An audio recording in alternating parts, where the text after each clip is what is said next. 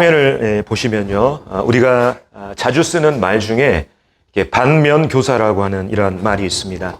그래서 이렇게 문자적으로 이 말을 풀이를 하면 반대면에 있는 선생님 이런 뜻을 가지고 있는데, 보통 이 말을 언제 어떤 의미를 가지고 있냐면 어떤 사람의 실패나 잘못을 통해서 중요한 교훈을 얻을 때 이 반면교사라고 하는 이 말을 사용하게 됩니다. 그래서 우리가 보통 이런 말 많이 듣잖아요. 어떤 누구의 실패를 반면교사 삼아서 너는 이렇게 저렇게 하라고 하는 이런 말을 우리가 가끔씩 들을 때가 있습니다. 특별히 우리가 읽는 이 성경에는요, 가인같이 되지 말라고 하는 이 말씀이 기록될 정도로 이 가인이라고 하는 이 사람은 실패한 사람, 그리고 우리들이 본받으면 안 되는 이러한 사람으로 이렇게 언급되고 있습니다. 그래서 오늘 우리 형제 자매님들과 함께 이 가인의 실패를 반면교사 삼아서 특별히 세 가지 부분을 좀 점검을 하고요, 우리 스스로가. 그리고 이에 대한 교훈을 얻었으면 좋겠습니다. 그래서 이 가인과 아벨의 이야기를 통해서 먼저는 우리의 각자의 어떤 이 예배의 모습을 우리가 점검해보고, 또 이것을 통해서 성도들과의 이런 관계를 또 우리가 점검을 해보고요. 그 다음에 우리가 큰 틀에서 우리가 하나님 앞에서 지금 현재 어떤 신앙을 우리가 가지고 살고 있는지 좀 이런 부분들을 점검해 봤으면 좋겠습니다.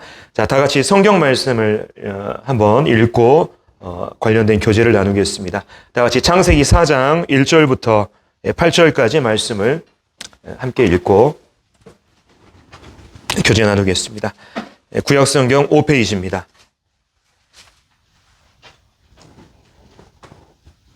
4장 1절. 아담이 그의 아내 하와와 동침하매 하와가 임신하여 가인을 낳고 이르되 내가 여호와로 말미암아 등남하였다 하니라. 그가 또 가인의 아우 아벨을 낳았는데 아벨은 양치는 자였고 가인은 농사짓는 자였더라.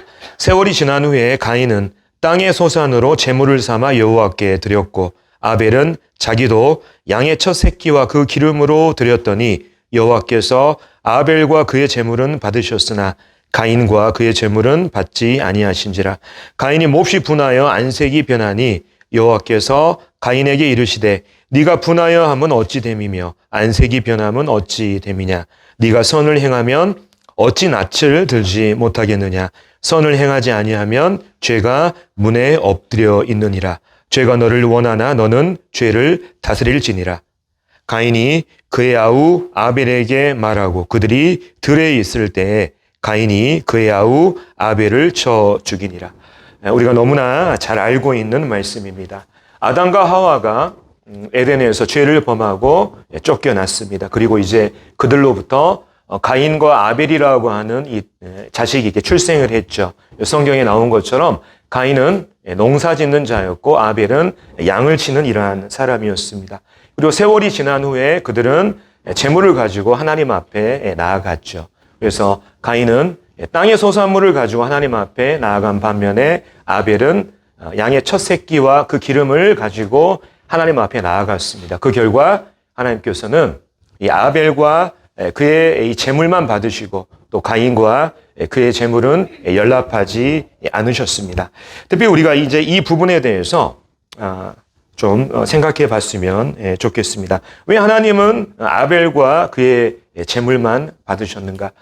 특별히 이제 학생부에서도 또 이런 발제가 돼서 좀 이런 부분들에 대한 이제 토론을 다 이제 준비하고 있는데, 실은 여기에 대한 많은 분별이 있습니다. 특별히 이것과 관련된 우리가 잘 알고 있는 유력한 분별 중에 하나가 뭐냐면 바로 아벨이 드린 그 제사는 희생으로 말미암는 피의 제사였기 때문에 하나님께서 그것을 받으셨다고 하는 거예요. 그래서 이 분별에 따르면 과거 하나님께서는 아담과 하와에게 가죽옷을 지어 입히신 이 사건을 통해서 죄인이 하나님 앞에 나아가기 위해서는 반드시 피를 가지고 나아가야 한다는 것을 계시하셨다고 하는 것입니다. 그래서 아벨은 부모로부터 이것을 잘 들어서 하나님이 원하신 방법대로 피를 가지고 하나님 앞에 나아갔지만 가인은 그렇지 못했다는 거죠. 이게 아니라 자신의 이 뜻대로 하나님 앞에 마음대로 나아갔다고 하는 것입니다. 그래서 실은 이 아벨의 제사는 바로 피 흘림을 통해서 은혜로 얻는 이 구원의 진리를 우리에게 잘 보여주는 반면에 가인의 제사는 바로 자신의 수고와 또 노력을 통해서 구원을 얻으려고 하는 이 인간의 어리석은 시도를 보여준다 하는 이러한 분별이 있습니다. 실은 저는 이제 이 분별이 저는 우리가 믿고 있는 이 복음의 진리와 접목한 아주 훌륭한 이런 분별이라고 저는 인정하고 생각하고 있습니다. 하지만 저는 오늘 여러분들에게 이와 관련된 다른 유력한 분별 하나를 더 소개를 해드리고 그 분별 하에 오늘 말씀을 교제하고자 합니다. 하나님께서 아벨의 제사를 받으실 때 하나님께서는 그 제물 자체에만 초점을 맞추신 게 아니에요. 하나님께서는 제물뿐만 아니라 그 제물을 드리는 그 사람의 어떠함, 다시 말하면 그 마음과 태도도 함께 보셨다는 것을 알 수가 있습니다. 우리가 이것을 어디서 찾아볼 수 있냐면 바로 그 말씀 자체에서 우리가 찾아볼 수 있습니다. 여호와께서 아벨과 그의 제물은 받으셨으나 가인과 그의 제물은 받지 아니하신지라. 그러니까 하나님께서는 그들이 드린 제물 자체에만 초점을 맞추신 게 아니에요. 그 제물을 드린 그 사람의 그 어떠함도 함께 보신 것입니다. 다시 말하면 하나님께서는 제물만 받으신 게 아니라 바로 그 제물을 드린 그 사람도 함께 받으신 거예요. 그래서 우리가 특별히 이제 부모님께 효도하기 위해서 선물을 준다든지 우리가 선물을 주고받는 일들이 많이 있지 않습니까? 우리가 어떻습니까? 선물 자체에만 초점을 맞춰서 그걸 받는 것이 아니라 그 선물을 주는 이 사람의 그 마음의 이 동기와 이러한 것들을 우리가 함께 받지 않습니까? 실은 우리가 이 가인과 아벨의 이 제사를 통해서 우리가 놓치지 말아야 할 게 뭐냐면 제물을 우리가 놓치는 것이 아니라 바로 제물 뒤에 숨겨진 두 사람의 마음을 우리가 놓쳐서는 안 되는 것입니다. 특별히 이 두 사람이 드린 이 제물은 이 두 사람이 하나님 앞에서 어떠한 마음을 가지고 있었는지를 우리에게 잘 보여주죠.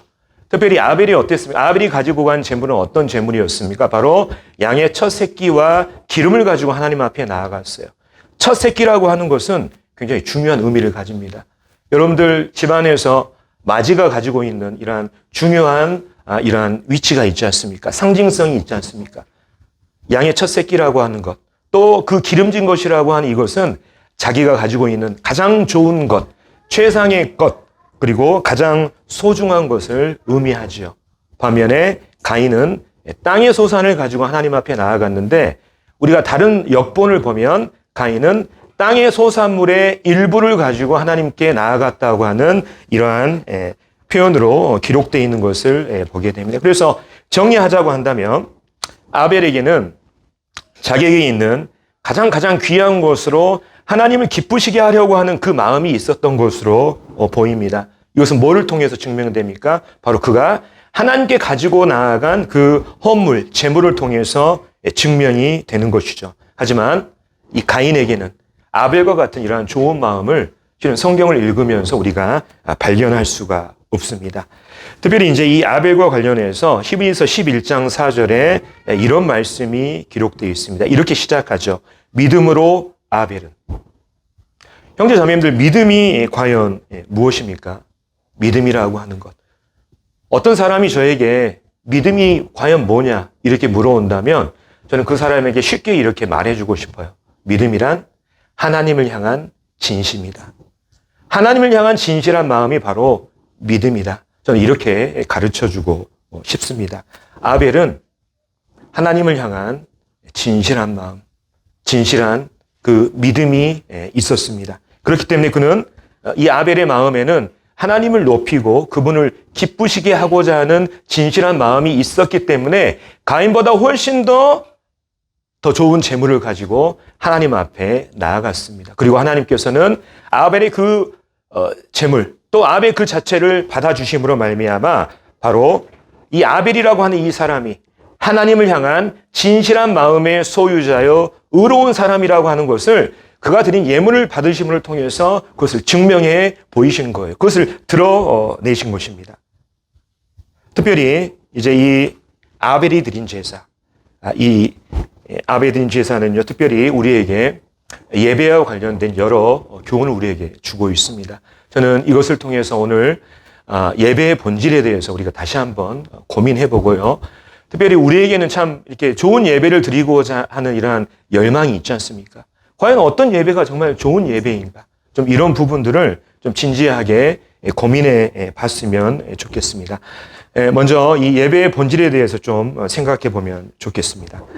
아벨의 제사를 통해서 우리가 발견할 수 있는 이 예배의 본질은 뭐냐면 드리는 거예요. 드리는 것. 하나님께 드리는 것이 바로 예배의 본질입니다. 아벨이 자기에게 있는 가장 가치 있고 소중한 것을 통해서 하나님께 드림으로써 하나님을 기쁘시게 하고자 했던 것처럼 우리에게 있는 가장 가치 있는 것을 하나님께 드림으로써 하나님을 높여드리는 이것이 바로 예배의 본질인 것입니다. 하지만 때로는 우리가 하나님께 드린다고 하는 이 예배의 본질에서 벗어나서 예배를 통해서 하나님께 드리기보다는 예배를 통해서 무엇인가를 얻으려고 하는 이러한 경향이 조금씩은 있는 것 같습니다.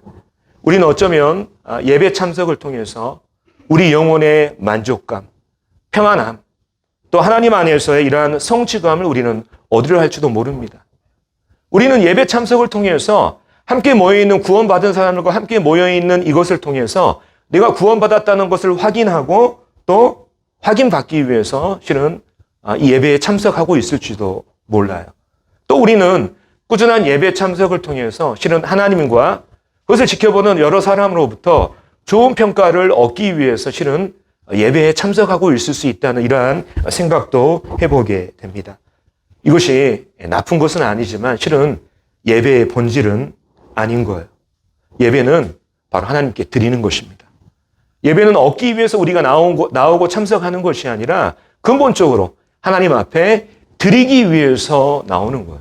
이게 바로 예배의 본질입니다. 자, 그렇다고 한다면 예배의 본질이 하나님께 드리는 것이라고 한다면 우리 스스로 이렇게 질문할 수 있어야 됩니다.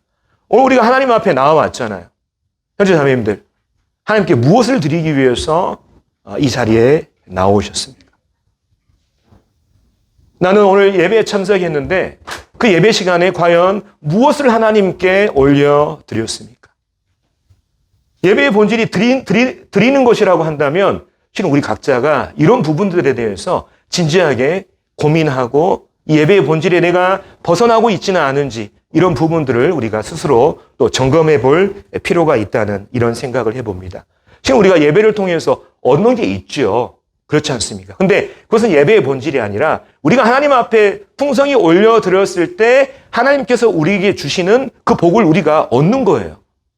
예배는 우리가 얻는 것이 아니라 바로 하나님께 드리기 위해서 하는 것이라고 하는 이 본질적인 의미를 우리는 가인과 또 아벨의 제사를 통해서 우리가 배우고 또 교훈받게 됩니다. 뿐만 아니라 이 아벨의 제사 있지 않습니까? 아벨의 제사는 어떤 예배가 정말 좋은 예배인지 우리에게 잘 보여주고 있어요. 어떤 예배가 정말 좋은 예배이냐. 특별히 이 하나님을 사랑하는 이제 사람들이 있지 않습니까? 그리스도인들은 정말 하나님께 좋은 예배를 올려드리기 위한 이러한 열정이 있는 것이 사실입니다. 그렇기 때문에 어때요? 그러한 분들이 모인 교회마다 좋은 예배를 드리기 위해서 어떤 일정한 형식을 갖추고 또 뿐만 아니라 그 예배 시간 안에 어떠한 규칙들을 만듭니다. 예배 시간에 이것저것은 해서는 안 되고 꼭 이런 것은 해야 되고.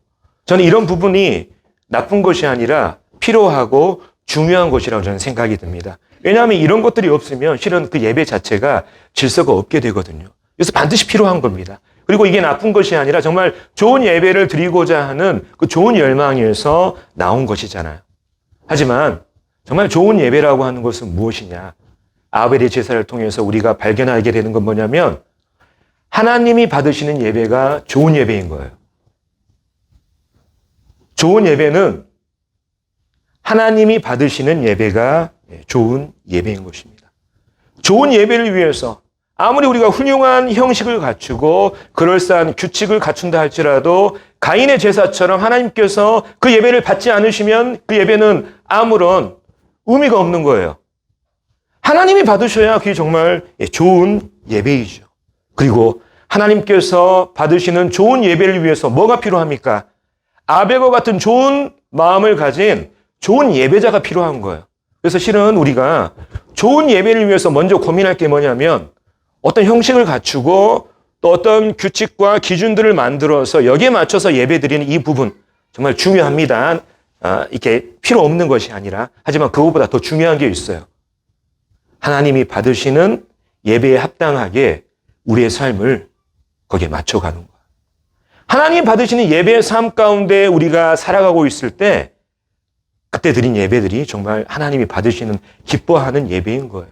특별히 정말 우리가 하나님이 받으시는 기뻐하는 예배를 드리기 위해서 정말 그 예배에 합당한 예배자의 삶을 살아가야 한다고 하는 이러한 중요한 교훈이 바로 구약 성경 이사야 말씀에 우리가 찾아볼 수가 있는데요. 좀 그 부분을 한번 찾아보겠습니다. 자, 말씀을 찾지 않고 여기 앞에 제가 말씀을 이제 기록했는데 제가 읽겠습니다. 여호와께서 말씀하시되 너희의 무수한 재물이 내게 무엇이 유익하뇨? 나는 순양의 번제와 살찐 짐승의 기름에 배불렀고 나는 수송아지나 어린 양이나 순염소의 피를 기뻐하지 아니하노라. 너희가 내 앞에 보이러 오니 이것을 누가 요구하였느냐? 내 마당만 밟을 뿐이니라. 헛된 죄물을 다시 가져오지 말라. 분향은 내가 가증히 여기는 바요 월삭과 안식일과 대회로 모이는 것도 그러하니 성애와 아울러 악을 행하는 것을 내가 견디지 못하겠느라. 이 당시에 이스라엘은 정말 무수한 재물을 가지고 하나님 앞에 나아갔습니다. 하지만 하나님께서 뭐라고 말씀하시냐면 그 재물들을 향해서 헛된 재물이라고 말씀하시고 그것을 기뻐하지 않으셨습니다. 그 이유는 뭡니까? 맨 마지막에 나와 있는 것처럼 그들이 성애와 아울러 악을 행하고 있었기 때문이에요. 오늘로 치냐면 이거 쉽게 얘기하면 일주일 가운데 6일 동안은 악을 행하면서 하루는 하나님을 예배한답시고 성회로 모이는 것, 교회로 모이는 것, 지금 이것을 얘기하는 것입니다. 하나님께서는 그러한 것을 예배가 아니라 뭐라고 표현하시냐면 그것은 보이러 오는 것이다. 그것은 내 마당만 밟은 뿐이다. 이렇게 말씀하고 계십니다. 현지 자매님들, 하나님께서 이 말씀을 통해서 재물에 문제가 있다고 말씀하십니까? 아니면 그들이 하나님께 나아오는 방식과 규칙이 잘못됐다고 말씀하십니까? 아닙니다. 하나님께서 지금 말씀하고자 하시는 바는 그들이 하나님께 나아오는 그들의 이 마음 자체의 삶을 하나님께서 지적하고 계시는 거예요. 좋은 예배를 위해서 우리가 필요한 거 어떤 재물이냐, 어떤 형식과 규칙이냐 이게 아니고 예배 드리는 자의 삶이 가장 중요한 것입니다. 오늘날 우리가 6일 동안 하나님과 아무런 관련 없이 살고 있다가 세상과 더불어 악을 해가며 살고 있다가 주일날 경건으로 자기의 모습을 포장하고 예배에 참여한들 하나님께서 이스라엘을 통해서 책망하신 이 이스라엘의 예배와 다를 바가 과연 자매는 무엇이 있겠습니까? 우리가 하나님 앞에 아무런 마음 없이 정말 그분을 기쁘시게 하고자 하는 이런 마음 없이 매주 형식적으로 반복적으로 예배에 참여한들 그 예배가 가인이 하나님께 드린 그 제사와 무엇이 다를 바 있겠냐 이 말이에요. 하나님은 이러한 예배를 기뻐 받으시지 않습니다. 우리는 바로 이 가인이 드린 이 제사를 반면교사 삼아서 우리의 예배를 점검할 필요가 있는 것이죠. 혹 내가 드리는 이 예배가 정말 이 예배의 본질에서 벗어나 있다면 방향 바로 잡아야 됩니다. 본질에 맞게 예배는 드리는 것이에요. 뿐만 아니라 우리의 삶이 예배자의 삶에서 벗어나 있다면 우리의 삶 역시 예배에 합당한 이런 삶으로 우리가 바뀌어지기를 기도하고 또 변화되어야 할 것입니다. 좋은 예배를 위해서 좋은 예배자가 필요한 거예요. 저는 특별히 정말 우리의 이 삶이 예배에 합당한 삶으로 자리매김할 때 우리가 그 예배드리는 이러한 모습에 많은 변화가 저는 있게 된다는 생각을 해봅니다. 주일날 예배 시간을 지키는 것, 이 작은 것부터 시작해서 예배에 참여하는 우리의 태도와 그 다음에 몸가짐과 옷차림 뿐만 아니라 예배뿐만 아니라 예배 이후에 성도들과의 교제 가운데서도 어떻습니까? 덕을 세우고 은혜를 끼칠 수 있는 이러한 언행과 행동들 뿐만 아니라 말씀을 대하는 이 하나님의 태도에 있어서 하나님의 말씀을 대하는 우리들의 태도에 있어서도 정말 많은 영향을 저는 미친다는 이런 생각을 해보게 됩니다. 그러면서 특별히 우리가 월화수목 금토 이뿐만 아니라 주일날 정말 우리 하나님 앞에 나온 이러한 모습들 가운데 정말 우리가 정말 하나님을 예배하고자 하는 이러한 진정한 마음, 내가 정말 드리고자 하는 이러한 마음이 있는가, 이런 부분들에 대해서 우리가 좀 진지하게 고민해 봤으면 좋겠습니다. 자, 그리고 이제 가인과 이 아벨의 이야기를 통해서 오늘의 이 말씀의 두 번째 주제, 성도와의 이 관계에 대한 부분들을 저는 좀 생각해 봤으면 좋겠습니다. 자, 말씀을 먼저 제가 한번 창세기 4장 5절부터 8절까지 먼저 읽고 교제 나누겠습니다. 가인과 그의 재물을 받지 아니하신지라. 가인이 몹시 분하여 안색이 변하니 여호와께서 가인에게 이르시되 네가 분하여 함은 어찌 됨이며 안색이 변함은 어찌 됨이냐. 네가 선을 행하면 어찌 낯을 들지 못하겠느냐. 선을 행하지 아니하면 죄가 문에 엎드려 있느니라. 죄가 너를 원하나 너는 죄를 다스릴지니라. 가인이 그의 아우 아벨에게 말하고 그들이 들에 있을 때에 가인이 그의 아우 아벨을 쳐 죽이니라. 하나님께서 가인과 그의 재물을 받지 않으시자 순간 가인의 마음 가운데 안색이 변할 정도의 이러한 분노가 일었습니다. 그리고 그 분노 가운데는 분명히 아벨을 죽이고자 하는 이러한 마음이 있었던 것으로 보입니다. 왜 가인은 이 아벨을 죽이고자 했을까요? 우리가 요한일서에서 그 답을 찾을 수가 있습니다. 자, 읽어보면 가인같이 하지 말라. 그는 악한 자에게 속하여 아우를 죽였으니 어떤 이유로 죽였느냐? 자기의 행위는 악하고 그의 아우의 행위는 의로움이라. 이 말씀을 다시 이제 풀어서 말씀드린다면 가인이 아벨을 죽인 이유는 뭐냐면 바로 그들이 하나님께 드린 제사로 말미암아 아벨이라고 하는 이 사람은 하나님을 향한 진실한 마음의 소유자, 의로운 사람이라는 것이 드러났어요. 반면에 하나님께서 가인의 이 제사를 받지 않으심으로 말미암아 그가 정말 악한 자에게 속한 악한 사람이라는 것, 하나님 앞에 정말 그러한 믿음이 없다고 하는 이러한 거짓된 사람이라는 것이 드러나게 된 것이죠. 그렇기 때문에 이 가인의 마음 가운데 아벨을 향한 증오와 질투, 분노가 있었던 것입니다. 자신의 어떠함이 드러나게 되자 실은 이 아벨을 죽이려고 하는 이러한 마음이 있었던 것이죠. 그래서 아벨의 이 분노는 자신의 제사를 받지 않으신 하나님을 향한 분노가 아니라 자신의 형제인 아벨을 향한 증오와 분노였던 것을 보게 됩니다. 그래서 이 가인이 자신의 그 얼굴빛에 나타난 이 분노를 감추기 위해서 하나님 앞에서 머리를 이렇게 숙입니다. 근데 하나님 앞에서 그것을 감출 수가 없었죠. 그래서 이 아벨을 향한 가인의 분노를 알고 계시는 하나님께서는 바로 이 가인에게 그 마음을 알려주셨어요. 네 마음이 이러하니까 너 이렇게 하면 안 된다. 그가 돌이킬 기회를 주셨습니다. 어떻게 돌이킬 기회를 주셨습니까? 여기 말씀에 보면 하나님께서 가인에게 말씀하십니다. 네가 분하여야 함은 어찌 됨이며 안색이 변함은 어찌 됨이냐. 너 왜 분노하고 있냐? 너 지금 좋지 않은 마음 갖고 있다. 네가 선을 행하면, 네가 정말 지금 좋은 마음을 갖고 있다면 어찌 낯을 들지 못하겠느냐. 네가 정말 좋은 마음을 갖고 있다면 어떻게 너 얼굴을 들지 못하겠느냐. 그리고 말씀하시죠. 선을 행하지 아니하면.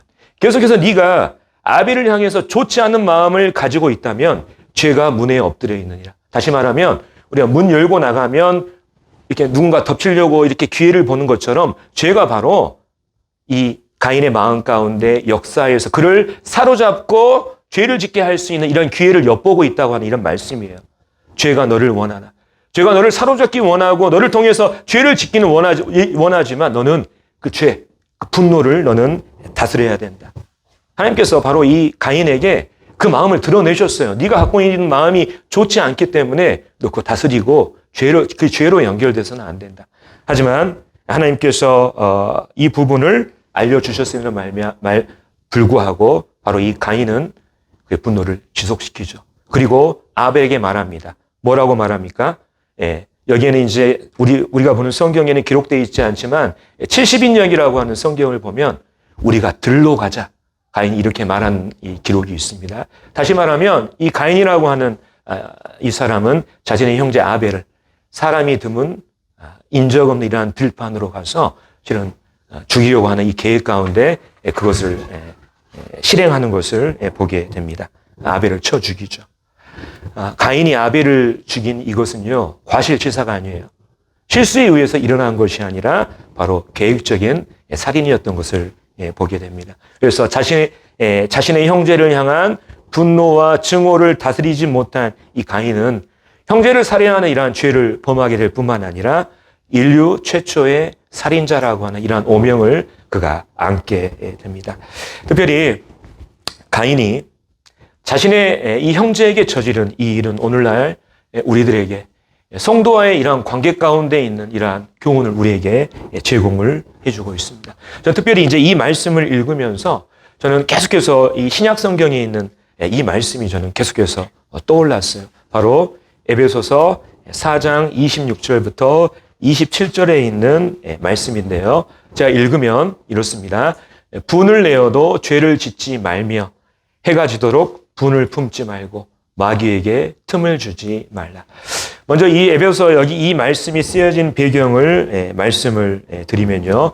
바울이 바로 하나님의 은혜로 거듭난 새 사람의 삶이 어떠해야 하는지를 지금 말하면서 특별히 성도와의 관계에 대한 이러한 지침을 지금 바울이 또 하나님께서 바울을 통해서 우리에게 알려주고 계십니다. 여기 보면 분을 내어도 죄를 짓지 말라. 우리가 얼핏 들으면 분을 내어도 되는 것이구나. 허용하고 있구나. 이렇게 생각할 수 있지만 그렇지 않습니다. 그리스도인이 새 사람이 하나님의 예수님의 은혜로 거듭난 새 사람이 분을 내는 이것은 성경에서 합당치 않은 것이라고 성경에서는 일관되게 우리에게 말하고 있습니다. 하지만 우리는 우리의 연약함에 우리가 구원받았음에도 불구하고 우리의 그 연약함으로 말미암아 또 때로는 내가 아닌 다른 어떤 지체들로 말미암아 때로는 분을 내는 이러한 상황이 우리는 필연적으로 발생할 수 있습니다. 하지만 그 분이 가인의 경우처럼 죄로 이어져서는 안 된다는 것을 지금 성경이 말하고 있습니다.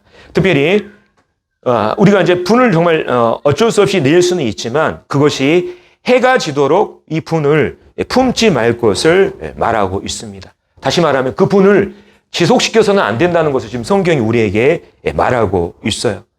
특별히 이제 여기 앞에 있는 분하고 뒤에 있는 분 보면 헬라어 단어가 달라요. 그렇지 않습니까? 그래서 똑같은 분이 아니에요. 앞에 언급된 이 처음에 나오는 분은 어떤 일시적인 분, 좋지 않은 감정, 화 이런 것들을 얘기하는 반면에 뒤에 있는 이 분 있지 않습니까? 이 헬라어 단어가 가리키는 말은 어떤 의미를 가지고 있냐면 지속적인 분노. 어떤 누군가에 대한 좋지 않은 감정을 계속해서 지속시키는 것. 그 좋은 감정을 통해서 그 사람에게 보복하고 안 갚음하기 위해서 기회를 엿보는 마음. 이것이 바로 뒤에 있는 이 헬라어 분에 해당되는 이 말의 문자적인 의미인 것입니다. 성경은 우리 그리스도인들을 향해서 우리 마음에 있는 분노와 감정을 다스리고 그것을 지속시키지 말 것을 우리에게 말하고 있어요. 하지만 자신의 분노와 그 감정을 다스리지 못하고 그것을 지속시킬 때 어떤 일이 일어납니까? 여기 말씀에 나온 것처럼 마귀에게 틈을 주게 되는 거예요. 마귀에게 틈을 준다고. 마귀에게 틈을 준다고 하는 이 말의 문자적인 의미는 뭐냐면 마귀에게 장소를 제공한다. 마귀에게 기회를 준다. 이런 뜻을 가지고 있습니다. 다시 말해서 우리가 다른 성도를 향한 감정과 분노를 다스리지 못하고 그것을 계속적으로 가인처럼 지속시키게 될 때 우리의 마음은 어떻습니까? 마귀가 일하는 장소가 되는 거예요. 그것은 또한 마귀가 우리 안에서 일할 수 있도록 기회를 주는 것과 똑같은 것입니다. 이게 마귀에게 틈을 주지 말라고 하는 말씀의 의미예요. 오늘 우리가 반면교사 삼아야 될 가인은 있지 않습니까? 자기의 형제를 향한 분노, 감정을 다스리는데 실패한 사람입니다. 하나님께서 그의 마음을 알려주셨습니다. 너 돌이켜야 된다. 하지만 그가 돌이키지 않고 그 분노를 지속했죠. 그 결과 어땠습니까? 마귀가 이 가인이라고 하는 사람을 통해서 일할 수 있는 장소와 기회를 얻게 됐죠. 그리고 이 마귀가 가인을 통해서 자기가 하고자 하는 일, 목적을 이루었던 것입니다. 아벨을 죽이고자 하는. 형제자매님들, 저와 여기 있는 우리 모두는 한 번쯤은 다른 성도들로 인해서 분이 나고 때로는 화가 나고 좋지 않은 감정을 가질 때가 모두가 한 번쯤은 있습니다. 하지만 어떻습니까? 그러한 감정을 우리가 계속해서 가지고 있고 지속하게 될 때 우리 마음에 어떤 마음이 들던가요? 정말 그 마음에 성령을 통해서 거듭난 사람이라면 마음이 불편한 거예요. 평안치 못한 거예요. 바로 성령께서 그것을 알려주시는 것입니다. 예를 들면 하나님께서 가인의 그 마음에 있는 것들을 알려주시고 그만해라. 하나님께서 알려주신 것처럼 실은 우리 마음 가운데 계신 성령께서 우리에게 그 좋지 않은 마음을 우리 스스로 알게 하시고 불편한 마음과 평안치 못한 마음 가운데 그렇게 하면 안 된다. 이것을 알려주시는 거예요. 그럴 때 우리 어떻게 해야 됩니까? 가인처럼 그걸 지속시켜야 됩니까? 아니에요. 성령의 음성에 순종해서 해가 지도록 분을 품지 말라고 하는 마귀에게 틈을 주지 말라고 하는 그 말씀을 우리가 생각하면서 성령님의 음성에 순종해야 됩니다. 교회 안에서 왜 계속적으로 우리가 좋지 않은 감정과 평안치 못한 이런 가운데 모임생활 하고 계신 분들 있을 수 있습니다. 그 이유는 뭡니까? 그런 감정들 계속 지속시키고 있기 때문에 그러는 거예요. 그렇기 때문에 일어서지를 못하는 것입니다. 그렇기 때문에 하나님께서 그 사람을 쓸 수가 없는 거예요. 그래서 이런 부분들에 대해서 우리가 정말 하나님 앞에서 우리 마음 내려놓고 정말 어떤 형제에 대한 자매에 대한 좋지 않은 마음이 있다면 그런 부분들에 대해서 그거 버리고 성령님의 음성에 순종할 필요가 있습니다. 우리 육체는 마귀가 일하는 장소가 되어서는 안 돼요. 마귀가 우리를 통해서 일할 수 있는 이러한 기회를 우리가 주어서도 안 됩니다. 우리는 누가 사용하셔야 됩니까? 성령께서 사용하신 거예요. 우리의 몸은 성령이 일하시는 장소가 되어야 되고 성령께서 그분의 일을 하실 수 있는 그 기회를 우리가 그분께 순종함으로 내어드려야 하는 것입니다. 그래서 실은 우리가 가인과 아벨의 이러한 모습을 통해서 실은 성도들 간에 흔히 일어날 수 있는 이러한 사소한 일들과 분냄 이러한 가운데서도 우리가 과연 어떻게 해야 될지 이러한 부분에 대한 교훈을 우리 하나님께 받게 됩니다. 자, 이제 마지막으로 이 가인의 이 삶을 통해서요 우리 신앙을 점검하고자 합니다.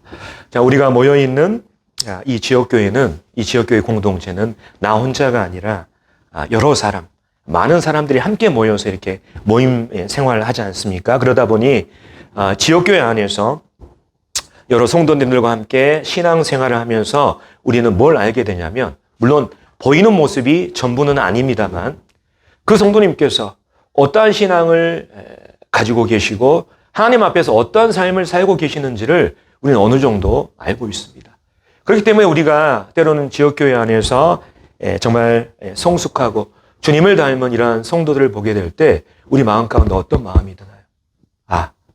나도 저분처럼 되고 싶다. 저 성도님을 나도 닮고 싶다. 한 이러한 좋은 마음 있지 않습니까? 뿐만 아니라 지역교회 안에서 정말 열정적이고 겸손하고 신실하게 섬기는 어떤 성도님들을 보게 될 때 우리는 또 이런 마음 갖게 됩니다. 그래, 하나님 믿으려면 모임 생활 하려면 저런 식으로 해야 돼. 나 저런 식으로 나 모임 생활 하고 싶어. 이러한 우리가 마음을 또 품을 때가 가끔씩 있지 않습니까? 혹시 우리 자신에 대한 하나님의 평가 그리고 성도님들의 평가가 이러하다면 또 우리의 이름이 이렇게 좋은 일들에 언급된다고 한다면 정말 이것보다 영광스러운 일은 없을 것 같아요. 그렇지 않습니까? 하지만 이와는 반대로 우리의 이름이 하나님 믿는 사람이 저렇게 살면 안 되는데 얘야 넌 저렇게 되지 마라. 하나님 믿는 사람이 모임 생활을 한다고 하면서 정말 저렇게 하면 될까? 저렇게는 하지 말자. 때로는 우리가 이런 마음을 이렇게 가질 때가 있지 않습니까? 만일 우리 자신에 대한 하나님의 평가, 성도들의 이 평가가 이렇다면 또 뿐만 아니라 이렇게 아름답지 못한 일에 정말 우리의 이름이 언급된다고 한다면 정말 저는 이것은 그리스도인으로서 정말 바람직하지 못한 이러한 부분이라고 생각이 됩니다. 가인같이 되지 말라. 오늘 말씀 주제이죠. 가인같이 되지 말라.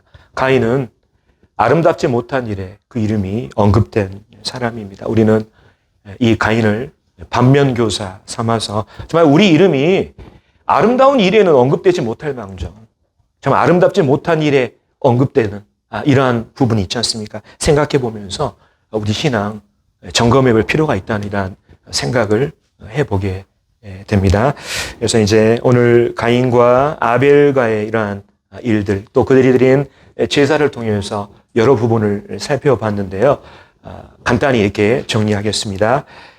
가인을 통해서 우리 각자의 예배와 관계와 또 신앙을 우리가 생각해 봤습니다. 예배의 본질은 뭐냐면 드리는 거예요. 하나님으로부터 얻어내는 것이 아니라 하나님께 드리는 것입니다. 그래서 우리 각자가 예배를 통해서 하나님께 과연 뭘 드리고 있는지, 제가 드린다고 하는 이 표현이 뭘 의미하는지 알고 계시죠? 헌금 말하는 게 아니에요. 우리의 삶을 예의하는 것입니다. 뿐만 아니라 좋은 예배라고 하는 것은 뭐냐면 우리는 정말 좋은 예배에 대한 고민이 있습니다. 어떻게 하면 하나님께 정말 좋은 아름다운 예배를 올려드릴까? 근데 오늘 우리가 말씀을 통해서 알게 된 건 뭡니까? 좋은 예배는 하나님이 받으신 예배가 제일 좋은 예배예요. 내가 받는 예배가 아니라. 네. 하나님이 받으셔야 좋은 예배가 되는 것이죠. 이를 위해서 뭐가 필요합니까? 우리 자신이 정말 하나님께 예배드리기에 합당한 삶으로 우리 자신을 갖춰나가는 것. 이 가장 중요한 부분임을 알게 됩니다. 또 뿐만 아니라 우리는 성도와의 관계에서 때로는 분을 내는 상황이 발생할 수 있죠. 하지만 가인처럼 그 분이 죄로 이어지지 않도록 우리는 그 분을 다스리는 이 기술이 필요합니다. 그래서 분을 정말 지속하게 될 때 어떤 일이 일어납니까? 마귀가 틈을 탑니다. 우리를 통해서 마귀가 일할 수 있는 장소와 기회를 얻게 돼요. 그리고 우리를 통해서 마귀가 하고자 하는 일을 이루게 된다고요. 우리는 마귀가 일하는 장소, 기회가 아니라 바로 성령께서 일하는 장소, 성령께서 일하실 수 있는 기회를 그분께 내어드리는 것이 우리의 합당한 본분이고 사명인 것을 보게 됩니다. 마지막으로 우리의 그 이름, 석자가 가인처럼 아름답지 못한 일에 언급되는 이러한 삶이 아니라 성도들에게 본을 끼치고 성도들이 정말 귀히 여기는 이러한 이름들이 있지 않습니까? 그런 이름에 언급될 수 있도록 실은 우리 삶을 실은 다잡는 이러한 부분이 필요할 줄로 생각이 되어집니다. 그래서 우리 형제자매님들 앞으로 남은 삶들도 정말 하나님을 예배하는 이러한 예배자로서 이러한 삶들도 충실히 살아가셨으면 하는 이러한 바람으로 오늘 말씀을 마치겠습니다.